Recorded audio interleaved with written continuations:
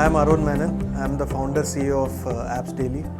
And what I do in this company is drive the vision of the company, drive the strategy of the company, get the right people for the right job. So in short, I do nothing and I do everything. I think 4 to 5 insights would be firstly persistence. I think that's the most important one, because when you start a company, 99 out of 100 times you will not find it easy. There will be a lot of failure points in the beginning of the journey. There will be a lot of points where you would not understand how to go forward from, how to move ahead. And that is where persistence plays a big role, because that helps you overcome these tough situations. And if you're persistent, you will definitely find a way. So that would be my first and the most important attribute. The second is you need to have an open mind. I think along the way, ideas improve, execution improves.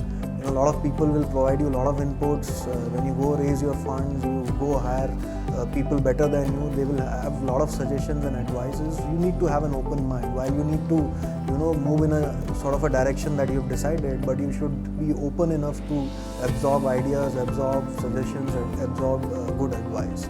I think that's secondly very important, because none of the business plan stays or none of the projection stays what you started with. I think third most important thing is to create a team which has the ownership in the company. And ownership I don't mean giving ESOPs and all of those things. Of course they are important, but by ownership I mean your team should believe that they own the company. If you can do this with 10, 15, 20 people, 25 people, the more people believe that this is their company, your chances of success is much more than if you are the only owner of the company.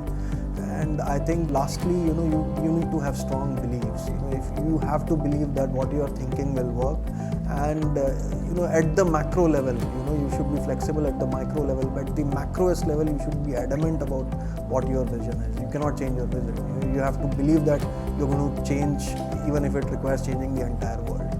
So that would be 4 or 5 attributes.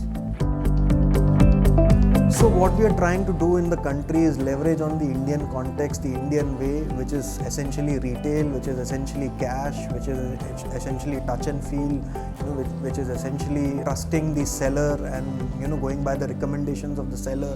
What the Indian consumer consumes at a daily basis at the retail environment in India. We are trying to leverage on this retail to create an alternate digital platform where the customer is onboarded at retail, but he consumes online or digitally. So we want to be that gateway to digital life of the customer.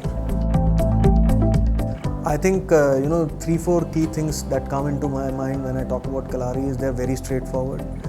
They would not mince words when they are giving you feedback, or when you meet them for fundraisers. They're to the point. They're people with very high integrity. Their team has a lot of experience and good connects in the community and outside of the Indian community as well. We have Vani on our board, so our experience of post-investment has been primarily with Vani, and she comes up with out-of-the-box thinking. She's very courageous, and she would let the founder run the show. They are not interfering people at all. So I think these are some of the things that come to my mind.